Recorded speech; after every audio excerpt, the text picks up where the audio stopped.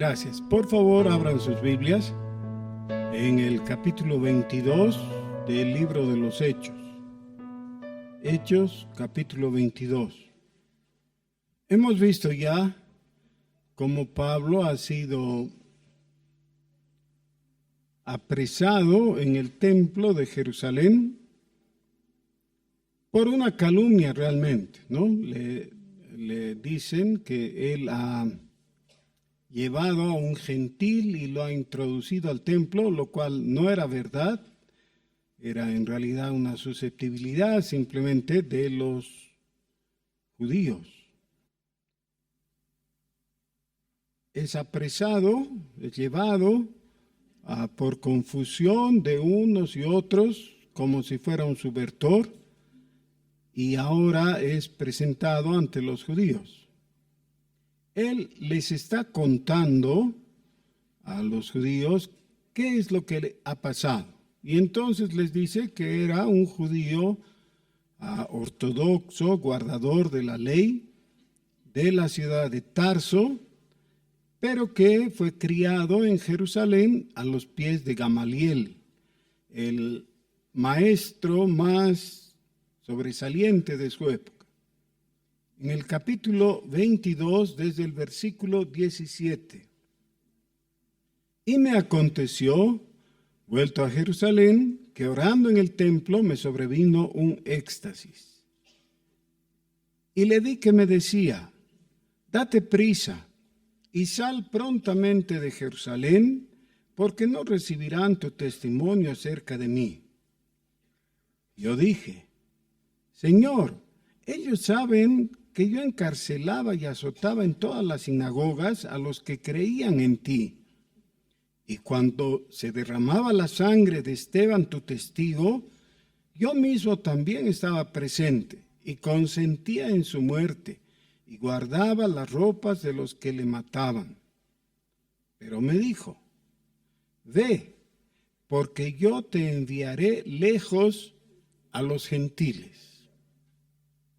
Ahora, quizás para nosotros ese sea simplemente un dato de referencia de la misión que Dios le encarga a Pablo, pero para ellos era una afrenta, ¿ya? Era realmente algo atroz suponer o pensar, considerar que Dios pudiera enviar a alguien para alcanzar a los que ellos consideraban inmundos, ¿no? Es decir, para los gentiles. Esto es lo que Pablo les cuenta a los judíos, qué es lo que Dios le había dicho. Versículo 22. Y le oyeron hasta esta palabra. Entonces alzaron la voz diciendo, quita de la tierra a tal hombre, porque no conviene que viva. Y como ellos gritaban y arrojaban sus ropas y lanzaban polvo al aire, mandó el tribuno que le metiesen en la fortaleza y ordenó que fuese examinado con azotes para saber por qué causa clamaban así contra él. Esta es una de las torpezas grandes que en toda época han cometido los poderosos, ¿no? Querer extraer la verdad a través del castigo. Pero cuando una persona es torturada, muchas veces está dispuesta a decir cualquier cosa para que la suelten, para que dejen de lastimarla, porque el dolor tiene ese efecto sobre las personas. Así que si alguien quiere recibir de un preso una versión en especial, lo que tiene que hacer es castigarle o torturarlo. Eso no sirve para obtener la verdad realmente. Versículo 25. Pero cuando le ataron con correas, Pablo dijo al centurión que estaba presente, ¿os es lícito azotar a un ciudadano romano sin haber sido condenado? Cuando el centurión oyó esto, fue y dio aviso al tribuno diciendo: ¿qué vas a hacer? Porque este hombre es ciudadano romano. Vino el tribuno y le dijo: dime, ¿eres tú ciudadano romano? Él dijo: sí. Respondió el tribuno: yo con una gran suma adquirí esta ciudadanía. Entonces Pablo dijo: pero yo lo soy de nacimiento. Así que luego se apartaron de él los que le iban a dar tormento. Y aún el tribuno, al saber que era ciudadano romano, también tuvo temor por haberle atado. Ahora Lucas, con toda la perspicacia que ya nos ha mostrado que tiene, nos lleva a considerar un tema que no pierde vigencia en todos los tiempos. Esto de la ciudadanía es algo que nos preocupa o nos ocupa dependiendo de la situación.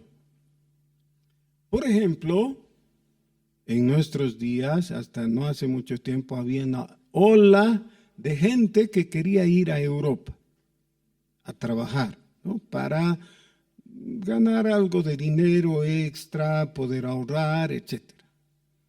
Algunas personas lo han logrado sin dificultad.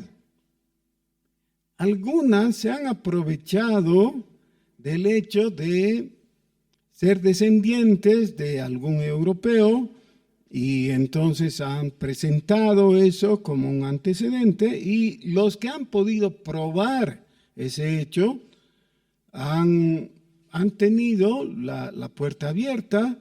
Hay algunos que han hecho el trámite aquí y han logrado todas las ventajas, hasta en algunos casos pensiones, ¿no? Por vejez o por una renta, ¿no?, que les dan los diferentes países o la comunidad europea. La ciudadanía. Nosotros conocemos personas que reciben una renta de la Argentina, por ejemplo, porque han vivido ahí o porque se han nacionalizado o algo. Pero lo que quiero señalar es que de vez en cuando el poder mostrar para alguien que es ciudadano de algún lugar, eso le da ventajas. Y es, por tanto, algo muy ansiado. Es muy codiciado, ¿no?, el poder ser ciudadano de algún lugar. También conocemos personas que han padecido por conseguir visa. Por ejemplo, a los Estados Unidos, ¿no? Hay gente que se ha frustrado, ha perdido un viaje, una beca, así ocasiones muy favorables por no haber conseguido la visa. Y en el consulado norteamericano son especialistas en negar la visa sin dar explicaciones. Cuando no quieren dar, no dan y no le deben explicaciones a nadie. Yo tengo un amigo que es un pastor bastante cercano como amigo. Él ha estudiado en los Estados Unidos y allí ha conocido a la que ahora es su esposa, que es una típica gringuita, ¿no?, así rubia y todo. Bueno, se han casado y se han venido a vivir aquí, pero ha surgido una oportunidad muy conveniente para ir allá después de algunos años de haber estado aquí. Entonces, él lo ha dado por hecho, ha hecho todos sus trámites y un día ha ido confiadísimo que le iban a dar la visa, porque él ya antiguamente había tenido visa y había vivido en los Estados Unidos y todo, y estaba casado con una norteamericana. Y le han dicho no, le han negado. Entonces ha insistido, ha tramitado allá. Su esposa, después de como 2 años de espera, les ha iniciado juicio allá, porque su esposa ya estaba allá, ¿no? Les ha iniciado juicio a los del consulado de aquí y les ha ganado el juicio en los Estados Unidos. Y no le han dado. Listo. Pero lo que sobresale es que no le han dado visa y no le han querido dar una explicación. ¿Por qué no le dan visa? ¿Por qué? Felizmente alguien le ha aconsejado que se vaya a Lima y en Lima empiece un trámite totalmente nuevo, sin decir nada de lo de aquí, y pida la visa en base a los antecedentes que ya he mencionado. Y en ese mismo momento le han dado, porque era lo lógico. Pero, ¿qué es lo que estoy queriendo señalar, a lo que debemos prestar atención?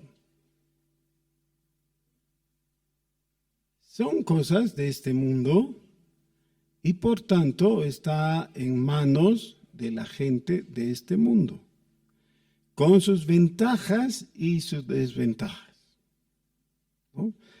Porque alguien tiene derecho a acceder a auxilio médico por ser de una nacionalidad y porque el mismo auxilio le niegan a la otra persona por ser de otra nacionalidad, digamos. Yo tengo un sobrino querido que ha nacido en los Estados Unidos, pero se ha criado aquí desde niño pequeño, ¿no? Y luce como boliviano porque sus padres son bolivianos. Él ya era profesional aquí, vivía normalmente y le ha surgido una oportunidad de beca en los Estados Unidos. Ha hecho todos sus trámites y le han asegurado la beca hasta que ha surgido que él tenía el pasaporte norteamericano porque había nacido allá. Y entonces le han dicho, no, la beca no corre. La beca es para bolivianos, no es para norteamericanos. Así que ha sido al revés, ¿no? En perjuicio. Y hay cosas así de caprichosas. Ahora este asunto, dirá alguien, ¿qué tiene que ver con el pasaje o qué tiene que ver con el aspecto espiritual? Pero ¿saben qué? Si por un momentito marcamos nuestras Biblias aquí en Hechos 22 y pasamos a la primera epístola de Pedro, encontramos que en su primera epístola, al comienzo de ella, Pedro, al saludar a las personas receptoras de la epístola, les dice, Pedro, apóstol de Jesucristo, a los expatriados de la dispersión en el Ponto, Galacia, Capadocia, Asia y Bitinia, elegidos según la presencia de Dios Padre. Y así sigue. El asunto sencillo, fácil de observar, es que el escritor es el apóstol Pedro, los receptores son aquellos que están en la dispersión. Quiere decir, no es una carta que vaya a un solo lugar exclusivo, sino a toda una región. Esa región está descrita aquí, el Ponto, Galacia. ¿Se acuerdan de Galacia? Eso es de los Gálatas. Hay una epístola a los Gálatas de Pablo, es el mismo lugar, entonces, ¿no? Galacia, Capadocia, que está ahí junto a Galacia. Asia es el lugar donde Pablo ha estado, comprende Éfeso, Colosas, otros lugares así, ¿no? Entonces, son lugares ya conocidos. A todos ellos les dice, ustedes están esparcidos ahí. ¿Qué es esparcido?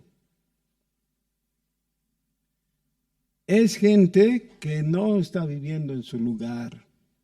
¿Ya? En un mundo moderno puede ser que por lo menos en ciertos lugares eso no importa, ¿no? Hay gente que se va al país vecino y vive como en su propio país y es aceptada, bien aceptada y a veces privilegiada en el país de al lado. Pero en esa época, a no ser que se tratara de poderosos o millonarios, el ser un extranjero siempre era desventajoso. ¿Ya? Y sobre todo, estamos hablando de personas que habían salido de Jerusalén, como hemos visto en el capítulo 8 del libro de los Hechos, bajo persecución. Cuando alguien viaja al exilio, normalmente no puede llevar sus cosas. Muchas veces es despojada esta persona de su dinero, de todo aquello que le pudiera servir. Muchos de los migrantes son un poco eso, pero también son refugiados. Ahora, uno de los grandes problemas del mundo, no solo en esta época, sino en todo el tiempo, ha sido de pueblos que tienen que vivir como refugiados en otro país sin derechos algunos. Hay una organización actualmente que se llama ACNUR, que es una organización de las Naciones Unidas para el cuidado de los refugiados. Y no se habla mucho de eso. No sale en las noticias mayormente. Algunos que otros saben del asunto. Pero en el mundo actualmente hay millones de refugiados. ¿No? Gente de un país que no puede vivir por cualquier razón que sea en su país y entonces tiene que ir a buscar refugio en otro. Claro, otra vez, si estuviéramos hablando de poderosos y ricos, ellos se van a acomodar porque tienen los medios, ¿no? Vayan al país donde fuere, pueden llegar a un hotel de lujo y pagarlo y pagar todos los servicios, entonces no tienen inconvenientes. Estamos hablando de esa gente que sale escapando de su país y no lleva normalmente más allá de lo que puede poner en sus bolsillos. Eso es todo. Ahora mismo hay ciertos lugares en el África, por ejemplo, donde los refugiados suman millones, sin exageración. Había una estudiante del seminario que ha pasado varias materias conmigo, que su anhelo era ir como misionera de su iglesia a uno de estos campos de concentración. Ella me contaba que al lugar donde quería ir había 500,000 de personas que no tenían nada que hacer, no se les permitía trabajar, no tenían identidad porque sus documentos no servían simplemente, o mayormente no los tenían. La gran mayoría de ellos ignorantes, así que desprotegidos, y en muchos casos actuando como bestias, sin derechos y sin reconocer los derechos de los otros.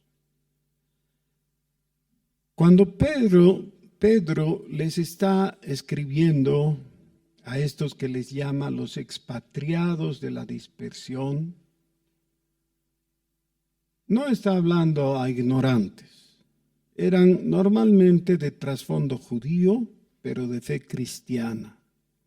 Por el contexto, no por lo que viene después en esta epístola.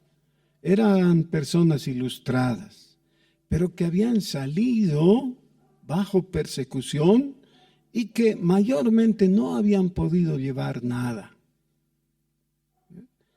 Y entonces la vida se les hacía cuesta arriba. Era difícil. Y uno de los temas, justamente, o el tema principal de la primera epístola de Pedro es: ¿por qué sufre el cristiano? Ahora, claro, una persona que vive en la dispersión, que no tiene ninguno de los derechos del resto de la ciudadanía, además de los atropellos que cometen las autoridades, los vecinos incrementan eso. Hay todo tipo de peligro. Y viene la pregunta ya a nivel teórico: ¿cómo es que cristianos, por tanto hijos de Dios, viven de esa manera? ¿Por qué Dios permite que vivan así? ¿Por qué Dios permite la injusticia? Eso es lo que está en el trasfondo de todo esto. No podemos analizar toda Primera Pedro ahora, pero sería bueno que ustedes en su casa lean toda la epístola y noten el tenor contenido aquí y la dirección a la que está apuntando el apóstol Pedro. Ahora, si es que la tradición y los estudiosos del canon y todo eso tienen razón, Primera Pedro se escribió después del año 70. Hay algunos que discuten el asunto, pero es un dato que no va a cambiar el contenido de la epístola. Si esta epístola se escribió después del año 70, lo cual es plausible, la gente que ha recibido esto realmente tendría que dar gracias a Dios por estar con vida. Porque en el año 70, los judíos de Judea fueron asesinados en una alta proporción, muchos de ellos. Y muchos otros fueron esclavizados y llevados a las minas de sal, que era como una sentencia de muerte de a poco. Así que no la estaban pasando bien. Y los judíos cristianos tampoco la estaban pasando bien. Ahora, en este caso de Pedro, se trata de judíos cristianos mayormente. Pero esto plantea un asunto de fondo, una pregunta de fondo que necesitamos analizarla profundamente. Y es: ¿cuál es la relación entre el individuo que cree en Jesucristo y la sociedad organizada en medio de la cual vive? Ahora recuerden, el cristianismo nació dentro del judaísmo, dentro del país de los judíos. El 100% de los primeros cristianos fue de nacionalidad judía, el 100%. Fue después, años después, que empezaron a ganar gentiles, los cuales se fueron incorporando en la iglesia cristiana. Y por algún tiempo fueron minoría los gentiles. Esto llevó a una segunda pregunta. ¿Cuál es la relación que debe llevar el creyente que ni es judío, es gentil, pero es cristiano, primero, con los judíos y segundo, con los de su propia nación? Esta pregunta está respondida a través de todo el Nuevo Testamento. Por ejemplo, en la primera epístola a los tesalonicenses, el apóstol Pablo les dice: tanto ustedes, tesalonicenses, que eran macedonios, ¿no?, como yo, hemos sufrido a manos de los de nuestra propia nación. ¿Ya?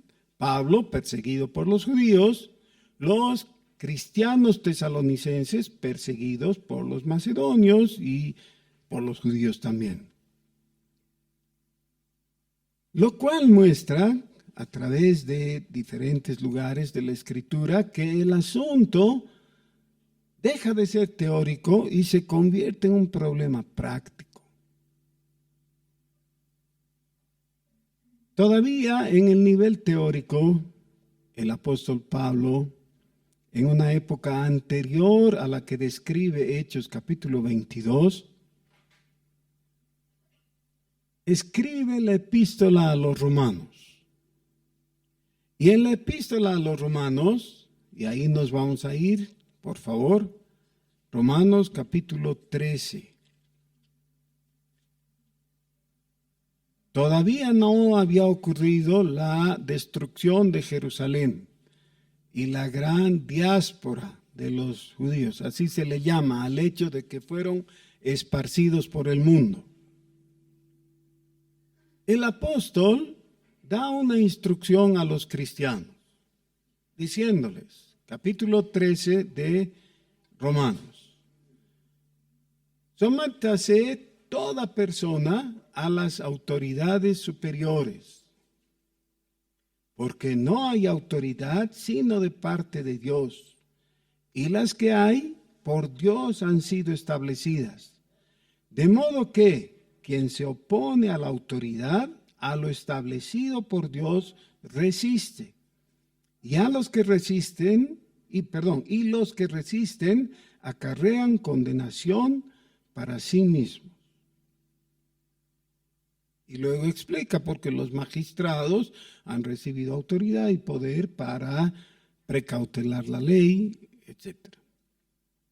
Ahora, Romanos 13 corresponde a una época relativamente temprana de la iglesia, ¿ya? De la iglesia gentil, por lo menos, en la que el apóstol Pablo está totalmente confiado en que los valores teóricos de Roma eran auténticos. Recuerden, por favor, que Roma había construido su sociedad sobre una aspiración sumamente buena, virtuosa, que es de la justicia. La aspiración de la justicia. Por eso es que ellos desarrollaron, más que los antecesores griegos y otros, ese sentido de búsqueda de justicia, y por eso hasta ahora se recuerda el derecho romano. Los estudiantes de leyes en todo el mundo estudian como una materia básica derecho romano. Justamente por eso, porque Roma fue construida como sociedad sobre esa premisa. ¿Ya? Hay que buscar la justicia. Y hay varias etapas en la historia de Roma, tanto en la monarquía como después en la república y posteriormente en el imperio, cuando personas nobles y virtuosas impulsaron esa búsqueda de la justicia y el derecho. Pablo era ciudadano romano porque nació en una ciudad que era aliada de Roma. Ahora recuerden, Roma fue creciendo por invasión de sus ejércitos. Cuando un ejército romano llegaba a una población X, iban con signos de paz.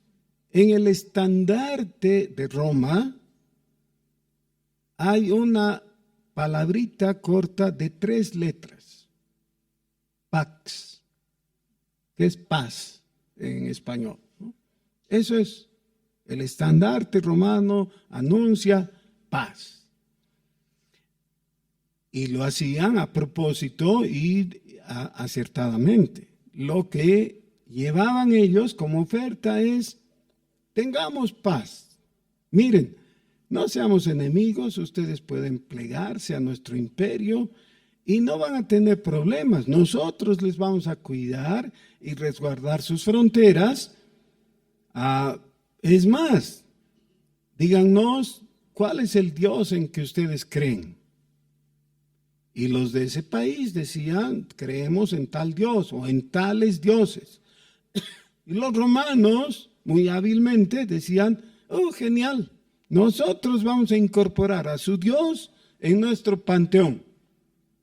Así que no hay motivo para pelear. Después de haber celebrado en el festival de ese Dios pagano, los romanos les decían, bueno, ahora queremos avisarles que nosotros también tenemos nuestros dioses. Y tenemos un Dios que es representante de todos esos dioses, que es el César, es nuestro emperador. Y lo único que requerimos de ustedes es que ustedes confiesen que nuestro emperador, el César, es su Señor. Eso es lo que necesitan hacer. Tienen que confesar que el César es el Señor. Y algunos, como los de Tarso, dijeron, claro, genial, seamos amigos, nosotros vamos a ser aliados, nuestros jóvenes van a ser sus soldados, bienvenidos, y el César es nuestro Señor. ¿Qué lograron ellos? Que todos los habitantes de Tarso fueran ciudadanos romanos. Ahora, Pablo se ha acostumbrado a vivir como judío, pero con la ventaja de ser ciudadano romano, porque todavía está en esa etapa histórica de la iglesia en que esto significaba una gran ventaja. Y eso es lo que está enfocando Lucas, nos está llevando a discernir cómo son las cosas, cómo son las relaciones. Cuando Pedro escribió su carta, su primera carta, eso ya no era ninguna ventaja. Los cristianos estaban perseguidos.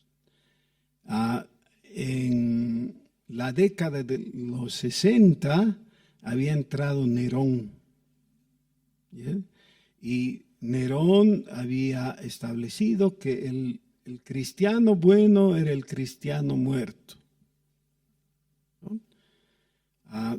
Nerón impregnó con alquitrán a los cristianos, les encendió fuego y los soltó por las calles de Roma para que sean una especie de antorchas humanas. ¿No? Se dan cuenta, ¿no?, del terrible sufrimiento que eso implica. ¿Ya? Y se burló diciendo que los cristianos eran la luz del mundo. ¿No? En esa situación, entonces, Pedro, al escribir su primera epístola, ya no tiene la opinión optimista que tenía Pablo en Romanos 13. Su opinión es diferente. Un poquito más adelante, en el libro de los Hechos, vamos a ver cómo Pablo, todavía optimista, dice: miren, me tienen encerrado por más de 2 años aquí en Cesarea y estoy esperando que la autoridad romana diga algo, diga que soy inocente y no me juzgan siquiera, así que apelo al César. ¿Por qué hace eso? Porque tiene buena opinión del César. ¿No? Él esperaba que el César se porte bien. Para ese tiempo el César era Vespasiano. Y su hijo era Tito, el cual invadió y destruyó Jerusalén. Pero Pablo no sabía eso, así que tiene buena opinión, optimista acerca del César y tiene esta opinión que está en la Escritura, porque Dios no se equivoca, pero dentro de un momento histórico diferente al que vive Pedro y que le lleva a decirles a los cristianos: si ustedes sufren persecución por causa de Cristo, y esa persecución en ese caso ya no era por parte de los judíos, era por parte del imperio. Pero algunos años más tarde, como 20 años más tarde de Pedro, escribe el otro apóstol, Juan. Escribe Apocalipsis, ¿no? Y en Apocalipsis, en el capítulo 12, nos muestra que, aunque no lo vemos, vivimos a la sombra, digamos, de una realidad espiritual, de una lucha entre el bien y el mal, entre la luz y las tinieblas. En el capítulo 12 se nos habla del dragón que persigue al pueblo de Dios. Y pasando al capítulo 13, se revela algo que posiblemente Pablo no había considerado, porque Dios no le había dado ese punto de vista, pero dice: hay un ente que es la bestia. Y la bestia se muestra claramente con todos los signos de corresponder al imperio romano. Más adelante, esta bestia es la cabalgadura de la gran ramera. Eso está en el capítulo 17 de Apocalipsis, ¿no? La gran ramera va montada sobre la bestia. Pero ¿qué es lo que está diciendo en términos sencillos? El poder político y militar sostiene el sistema económico de seducción y de pecado, que es la gran ramera. Ahora, esto cambia nuestra perspectiva, ¿no? ¿Cómo vamos a relacionarnos con el Estado? No es lo mismo. ¿Cómo vamos a relacionarnos con la sociedad? Y por eso es que ahora entendemos la razón por la que el Señor Jesús dice: el que no esté dispuesto a perder su vida por causa de mí y del Evangelio, no es digno de mí. El que pierda su vida, la hallará. Pero el que quiera conservar su vida, la perderá. Y la palabra vida ahí es psique.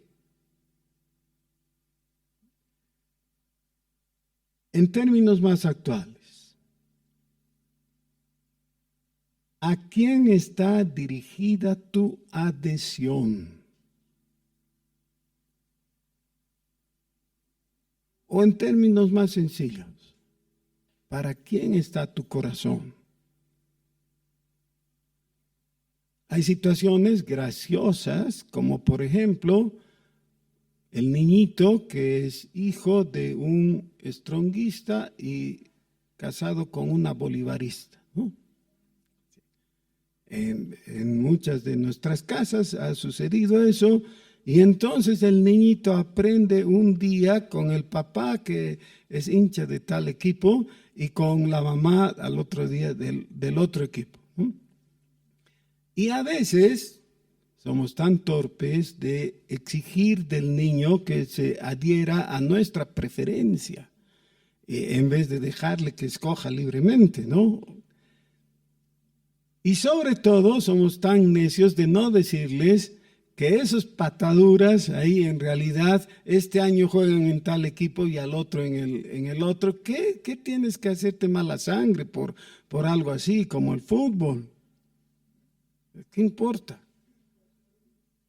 Y otros se enemistan por cuestiones políticas. Hay algunos que tienen el refrán, ¿no? En esta casa no se discute de fútbol, de política. ¿Y cuál es el tercer tema? De religión. Pero a ver, revisemos inteligentemente. De religión. Tal vez alguien se confunda e incluya el concepto de lo espiritual. Pero el Señor Jesús te diría, no, tienes que enemistarte por religión. Tienes que enemistarte por lo espiritual. Es decir, tienes que ponerte la camiseta. Estás bajo bandera. Imagínense en una guerra que un soldado diga, ay, no sé a quién matar, a los de verde o a los de azul, porque mataré a los dos, ¿no? El soldado tiene que saber, pues, qué uniforme lleva y qué bandera, o bajo qué bandera está. El Señor Jesús muy claramente dijo, el que no es conmigo, contra mí es. Y el que conmigo no recoge, desparrama.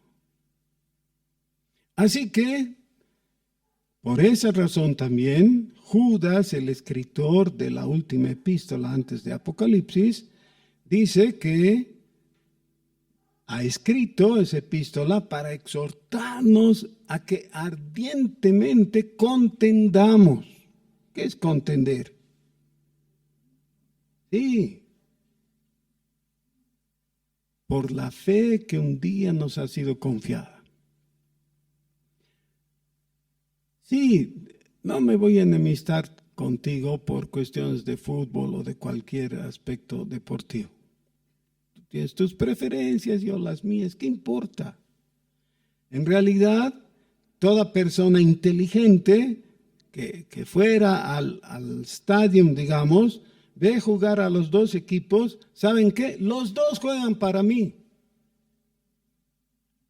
Claro, los dos juegan para divertirme, porque eso es un espectáculo, no es otra cosa. No necesitamos hacernos fanáticos de cosas así. Y con la política, peor, porque es la peor cochinada. ¿Qué? ¿Vamos a hacer de un partido o del otro? Entre ellos son amigos. Pero el Señor Jesús dio su vida por mí. Así que bajo su estandarte camino. Y con Él me identifico. Y por Él estoy dispuesto a contender. El Señor Jesús es el único que merece una adhesión incondicional. El Señor Jesús es aquella ofrenda entregada por el Padre Celestial cuando dice el texto en Romanos, dice el apóstol, aquel que no escatimó a su propio Hijo. Me imagino la situación. Dios hablando con los ángeles o algo, ¿qué vamos a dar para redimir a la humanidad?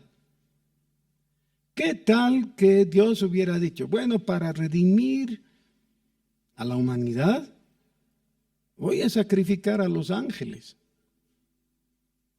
¿Qué tal? Hubiera sido más sensato. Y si Él hubiera dicho, a mi hijo no, ¿cómo pues a mi hijo no? No voy a entregar a mi hijo. ¿No le daríamos la razón? Nosotros haríamos eso. Quisiéramos precautelar a nuestro hijo y no entregarlo para redimir a nuestros enemigos.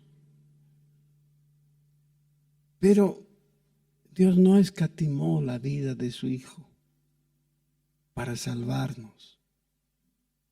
Por eso nosotros debiéramos también alinearnos en una forma clara y firme con Él. Ahora, esto en sí mismo puede ser bastante claro y sencillo. Lo que viene a continuación es un poco conflictivo. Y entonces, ¿dónde quedan las diferentes lealtades que naturalmente surgen en la vida cotidiana? Hay un lema que antes se usaba y que hace un tiempo ya no se ve más, ¿no? En algunos lugares decía Dios, patria, hogar. ¿Se acuerdan? Es decir, tiene que haber un orden de lealtades. Dios, patria y hogar. Ahora, algunos ya han cambiado la definición de hogar. El concepto de familia se ha hecho tan difuso y ya eso queda de lado. Y patria, hay una discusión, no solo en Bolivia, en varios lugares, ¿no? El otro día un teórico aymara estaba diciendo, Bolivia no es nuestra patria. Abya Yala es nuestra patria. O sea, el territorio ocupado por los indígenas antes de la llegada de los españoles, esa es nuestra patria. Estas fronteras de ahora no significan nada. Oh, muy interesante. Y no le vamos a discutir porque ¿qué nos importa? ¿Saben qué? No debiera importarte. Tu ciudadanía no es de aquí. Tu ciudadanía es de los cielos. Eso es lo que enseña claramente el Nuevo Testamento. El no comprender eso puede llevarnos a una gran confusión y a un pecado. Cuando el Señor Jesús salió predicando al inicio de su ministerio, Él anunció claramente, arrepiéntanse, el reino de los cielos se ha acercado. Y eso lleva implícita la invitación previa y posterior que hace. Ahora que el reino de los cielos se ha acercado, que está a la mano, que está presente, lo que te corresponde es ingresar a él. El ejemplo, yo creo incomparable, inmejorable, es lo que pasa cuando las personas van al servicio del metro que hay en otras ciudades, ¿no? En La Paz no tenemos eso, en Bolivia no hay. Pero hay ciudades en las que hay un servicio del metro. Es un tren subterráneo. Lo que tiene que hacer el usuario es pararse detrás de una línea amarilla y a un paso queda, cuando llega, el vagón del tren. A un paso. Se abren las puertas y el que quiere viajar en el metro lo que tiene que hacer es dar un pasito, nada más. Cuando está adentro, las puertas se cierran y la persona se va. Si no quiere ir, entonces solamente tiene que seguir parado y no se va, pues. ¿Ya? Tiene que dar el paso adelante. Es el paso de fe. El paso de fe en Jesucristo. Hay una invitación. Y el Señor Jesús dice, al que a mí viene, yo no le echo fuera. Así que tú tienes que ir. No lo haces por tus buenas obras o por tus virtudes o nada así. Lo haces por mirar con fe a Jesús y creerle. Y declarar con tu boca lo que hay en tu corazón. Y lo que debería haber en tu corazón es fe en Jesucristo. Y tu boca debía declarar que Jesucristo es el Señor. Cuando declaras que Jesucristo es tu Señor y estás dispuesto consecuentemente a vivir para Él y por Él, lo que estás haciendo es dar el paso adelante y entrar en el reino de Dios. Ahora, después de 10 minutos de estar viajando en el metro, descubres que no estás en el metro, estás en un avión. Y en el avión, ¿no es verdad? ¿Sí? ¿Que sí o que no? No, claro que no. Si te subes al metro, estás en el metro y no estás en el avión. ¿Ya? Si te subes al tren, estás en el tren. Ahora te voy a hacer la pregunta. ¿Estás en el reino de Dios?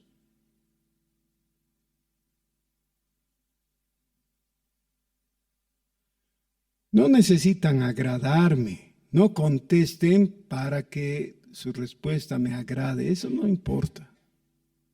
Necesitas responder ante tu propia conciencia. Necesitas responderte a ti mismo. ¿Estás en el reino de Dios? Puedes decir, Jesucristo es mi Señor y es mi Rey, para Él vivo. Si no puedes, necesitamos empezar de nuevo, otra vez, de cero. Necesitamos que escuches el Evangelio y te conviertas. Necesitamos que entres en el vagón del metro.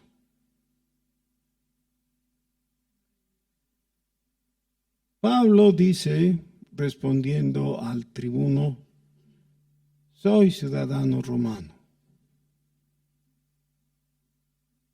No hemos leído todavía, pero ustedes alguna vez han leído Hechos, ¿no? ¿Le sirvió de algo eso? En ese momento no fue azotado, entonces está bien. Pero ¿qué quiere un encarcelado? ¿Qué quiere? Quiere ser libre, claro. No le sirvió. ¿Ya? ¿Encontró justicia en Roma? No encontró. No seas ingenuo. No vas a recibir del mundo lo que el mundo no tiene y por eso no te puede dar. El único todopoderoso es Dios mismo. Él es el que puede atender tus ruegos, el que escucha tu oración, el que conoce tu condición, tu situación. ¿Eres ciudadano norteamericano? ¿Qué importa? ¿O ciudadano de la Comunidad Europea o chino, no sé, lo que fuera? ¿Eres? No importa. Lo que necesitas es saber que eres ciudadano del reino de Dios. Eso es lo que importa.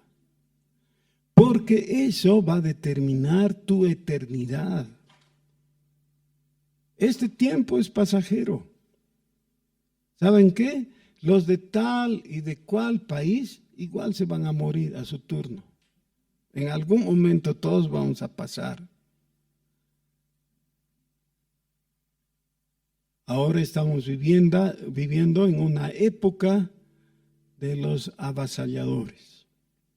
Gente que se queda con la tierra o con la propiedad ajena.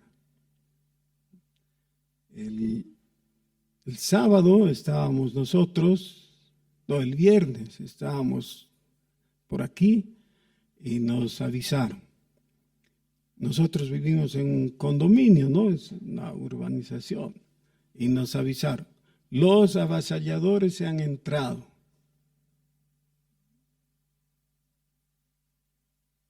Sí, bueno, ahora es el momento en que si te quejas a la policía es posible que corras más riesgo. Porque la policía les da la razón a los avasalladores, ¿no? Entonces mejor quizás no quejarse. Tengo un vecino que dice, bueno, yo ya tengo mis armas. Y quizás me maten, pero yo me voy a llevar unos 5 antes. Sí, vamos a tomar esa posición. El Señor Jesús dice, los mansos heredarán la tierra. Eso está en el Sermón del Monte. ¿Por qué? Dios tiene el poder. Él va a dar lo que es de Él, y todo es de Él, al que Él quiere. Ahora, ejercer la fe no es tan fácil, ¿no? Hay una lucha, hay una preocupación. Pablito, ¿eres ciudadano romano? Sí. ¿Y crees que vas a quedar libre?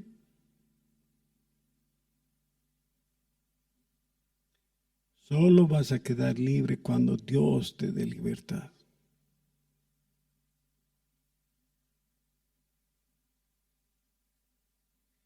Hermanos, es muy importante que observemos que en el proceso de revelación que se da en el Nuevo Testamento, el Señor nos guía a través de todo Él a que nuestros ojos estén fijos en Cristo y que solo en Él esté nuestra confianza. ¿Qué tal si nos ponemos de pie y oramos? Oremos. Nuestro Señor, Padre nuestro, gracias porque aunque vivimos en un país al que amamos, nuestro corazón está en ti. Nuestra adhesión es para ti. Nuestro orgullo es tu persona. Estamos orgullosos de ti, que eres nuestro Salvador y que eres admirable. Señor, bendito sea tu nombre. Ayúdanos, Padre, a concentrar nuestras mentes y corazones en tu persona exclusivamente y a descansar en la confianza que tú eres nuestro guardador. Bendito sea tu nombre. Por Jesús. Amén.